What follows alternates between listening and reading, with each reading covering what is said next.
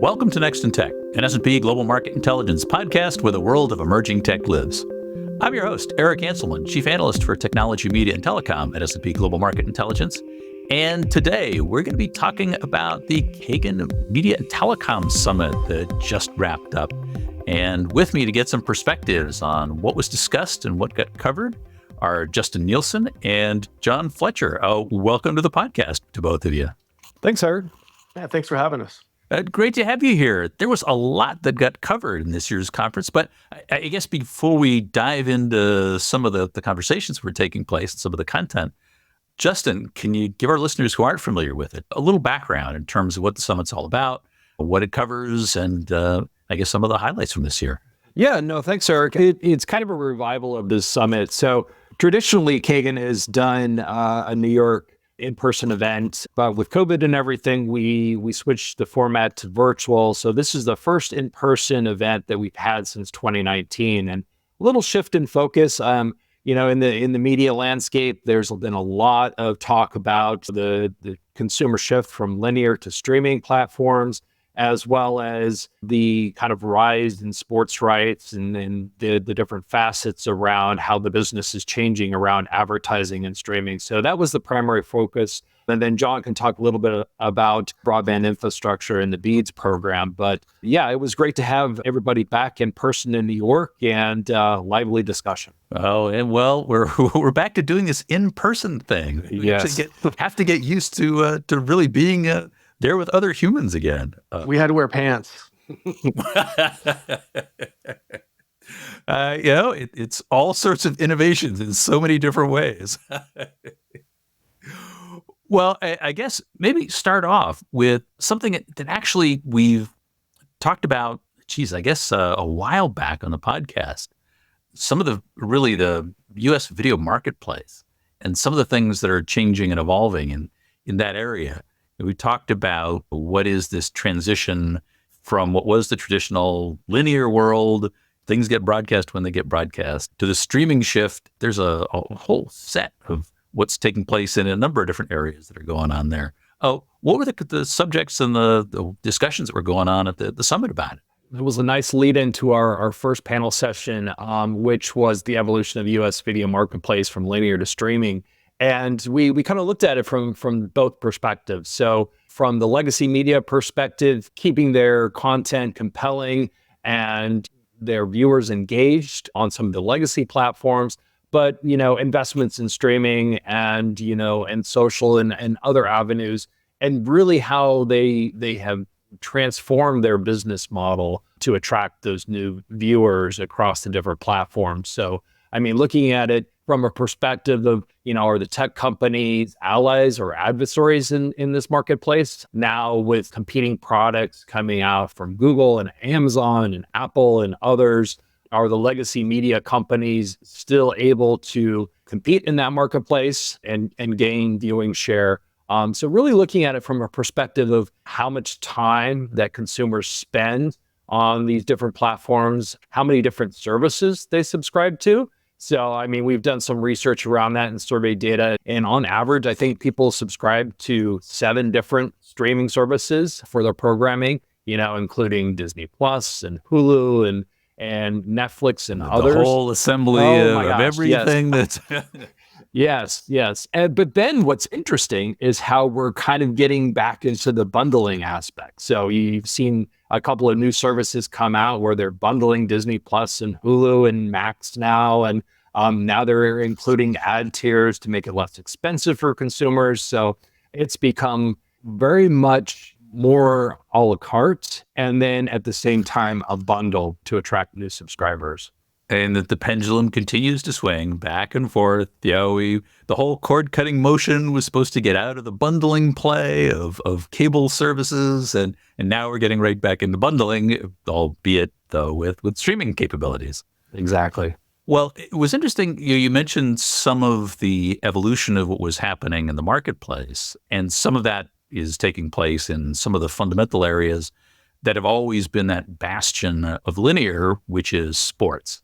Because games happen when they happen, and yet we've now got a whole set of streaming competitors who are looking to be able to play in that.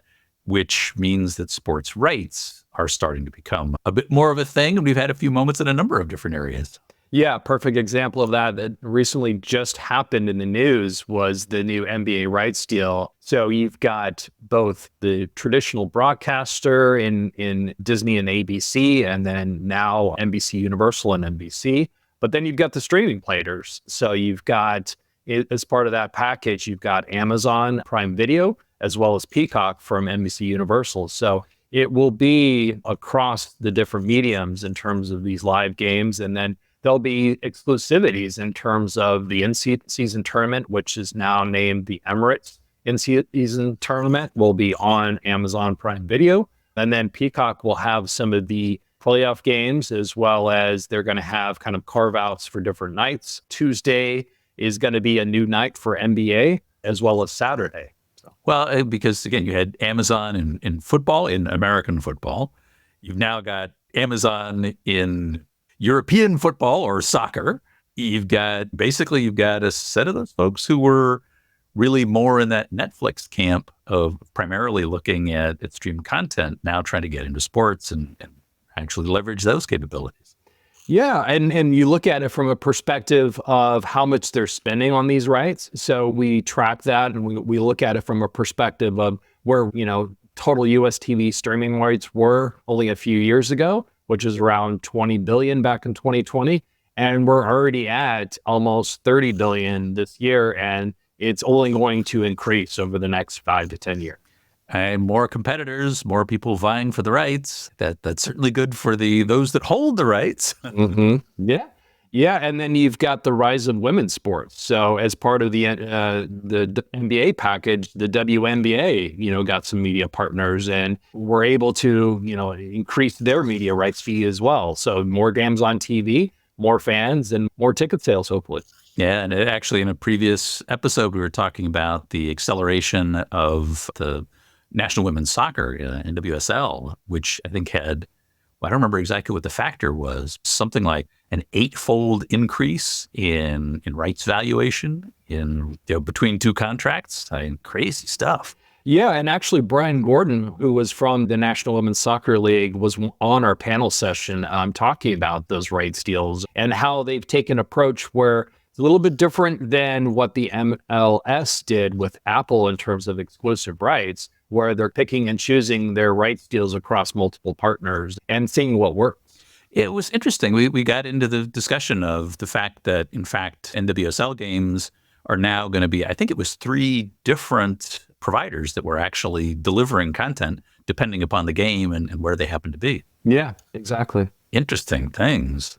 Well, the other piece of the summit is also talking about how all this content gets delivered and the broadband piece of this. John, there's a lot that's been going on the broadband side. What was covered at the summit? Yeah, it's important. As you guys have been talking about, the video business is in transition right now, and a lot of direct-to-consumer streaming, SVOD, whatever you want to call it, it's over the top of broadband connections. So actually this year was the first time the summit has had a broadband panel because it's become such an important part of how consumers are watching video. My speaker was Lori Adams from Nokia. She's been working on closing the digital divide for her whole career. And it was really interesting to talk about. We talked about BEAD, which is the government has earmarked about $43 billion to help the U.S. close the digital divide. And, to kind of quantify what the digital divide is, we estimate about 90% of homes in the U.S. have a broadband connection, which means we've got 40 billion or so to connect the rest of the 10% who don't have broadband. And I kind of think it's a similar initiative to connecting coast to coast with the railroads in the 1800s or the freeways in the 1950s, except now we're using high-speed internet for everything we need. It's not really a nice to have. It's definitely a need. And one of the things we talked about on the BEAD panel was some people are complaining about the amount of time the money is taking to go from the government to these ISPs so they can take that government funding and connect these unconnected homes. And on the one hand, I agree. It's like, yeah, it was announced almost 4 years ago now, and no ISPs have yet to cash a check and do anything with it. However, At the same time, it's not like a surprise that governments move slow. They're not. It's not like we're dealing with a 5-person startup here. And they added in the element that I think is really important to make sure that this money goes and stretches as far as it can go. It goes from DC to the states. So the states get a chunk of money, and the states get to determine where the digital deserts are and which ISPs are in the best position to close them. So I think it'll be a more efficient way in the long run of closing the digital divide. But like Lori was saying, she doesn't think the funds are going to arrive until next year or so. But once they do, we think it's going to be kind of hit the ground running. And the next few years are going to be really exciting for broadband infrastructure and growth in that space. Well, just for those of our listeners who aren't familiar with it, it's a broadband equity access and deployment program. But it's something that there's been a lot of conversation about actually what qualifies even as broadband, and a lot of debate. And so a lot of the time that it's taken has been spent really just sorting out the definition of broadband, who qualifies. That seems like that's been a whole rigmarole into and of itself. Yes, it's definitely a moving target. And if you're an old guy like me, you remember when the 56K modems came out and you're like, what am I going to do with all this speed? But now we have, the old US definition was 25 megabits per second download speed was technically broadband. The FCC and other agencies are saying, you know what, we really need to be 100 megabits per second download and 20 megabits per second upload in order for us to say, yeah, you're broadband, we'll write you a check for it. And this is actually controversially why Starlink has been excluded from these funds, because the company has not been able to consistently provide uplink speeds north of 20 megabits per second. So we think a lot of this money is going to go to rural fiber providers and rural wireless internet service providers. And of course, some of the tier one operators, some of the big names we all know, they're going to get some of this money too. But we think it's going to be a big boost for fiber and fixed wireless specifically. Oh, and 42 billion hopefully starts to bring this together. But it is that challenge that if we take a look just across the country, but certainly across the planet, the digital divide in a world in which connectivity really has become a fundamental piece of an expectation about how you live your life, that's something that hopefully goes a long way towards being able to deploy capabilities out to that chunk of society that doesn't have it. And that's, I looked at that 42 billion. I said, well, what does that mean? It's a big, meaningless number because it's so big. But 10% of the US homes that don't have broadband, that's 14 million homes. That means if you divide 43 billion by 14 million, that's about $3,000 per home that's not connected to provide an internet connection to. And what does that mean? That means fixed wireless to connect a new home, it's about $700 per home.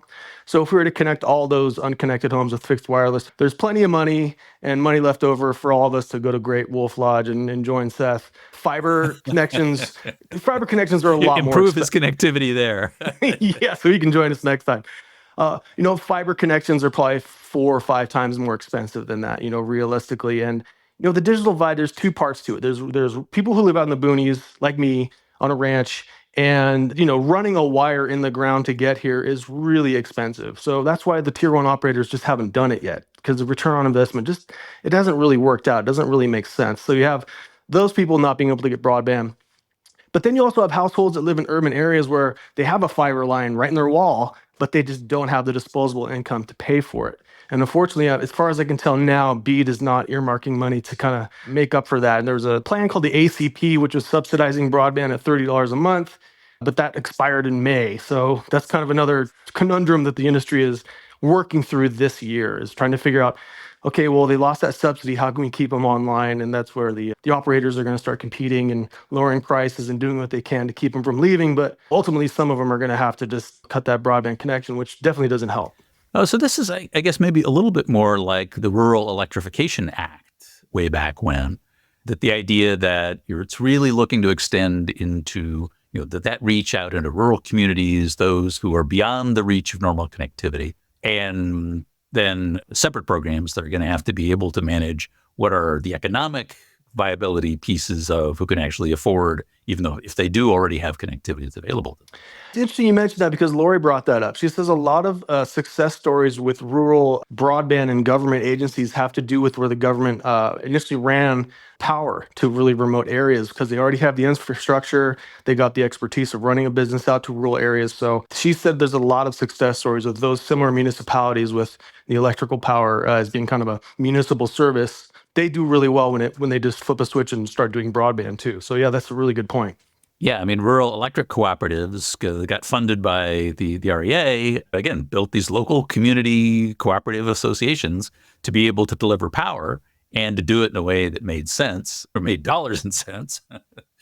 And potentially they're a vehicle. But it is something where there's an awful lot of competition from, as you pointed out, all the major players in broadband connectivity as well. I mean, yeah, yes and no. I mean, and I know that because we've just moved on the other side of the digital divide. I don't have much to brag about in terms of broadband speeds, but holy cow, am I glad to have it. I'm only getting 20 megabits per second, but that's wonderful. And I do have the option of going to Starlink, which would be a lot faster than the fixed wireless service I have now. But out in these rural areas, there's not a lot of competition for broadband, which is kind of, that's why we see in our surveys, we ask, it's a beauty contest. How satisfied are you with your internet service provider? And the top two, according to 20,000 customers we surveyed, fixed wireless was number one. 56% of them said they're very satisfied. And they're followed by Starlink at number two at 52% or something. And I'm like, that's weird. Those are the slowest services. Why are they so high? And it's like, well, because there's really no other option for people who live in rural areas. So they might not have the fastest speed, but they're very happy to have what they can get. Yeah, compared to no connectivity, right. It's doing really well. Yeah, or that 56K modem I was talking about earlier, right? They do still exist out there. Well, so I'm curious from both of you, what are your takeaways from the summit and what do you see as some of the more impactful points that got raised? And you were saying that some of the broadband pieces are there, but Justin, I'm curious from the media side, what are your takes? Yeah, I think one aspect that we haven't really discussed is the advertising component to the linear and streaming business. So these streaming businesses like Netflix and others really gain subscribers out of their ad-free packages. And now are coming to a point where they're basically offering ad tiers or, like in Amazon's case, basically switching all of their Prime subscribers to the ad tier and then selling advertising for their retail services. So it's interesting that marketplace has been kind of transformed overnight in the sense where you have all this inventory now on connected TV, and these brands are spending money across not only, cable TV platforms and stations, but now streaming video. Yeah, I think it was Seth Schaefer who was on last year was talking about free ad-supported television and some of that shift is in terms of what's happening both with transitions to digital delivery, a lot of the technologies that are underneath it, but of course the advertising model that drives all this is the fundamental piece of ensuring that it actually makes sense to deliver over the various mechanisms. Yeah, and I hate to say it, but we're going to be getting a lot more political advertising in the next few months. So you think there might be? Yeah, those media outlets are going to be very happy to have that influx of cash for advertising. Yeah. Well, that is the interesting thing. In big election years, election advertising spending is such a huge driver.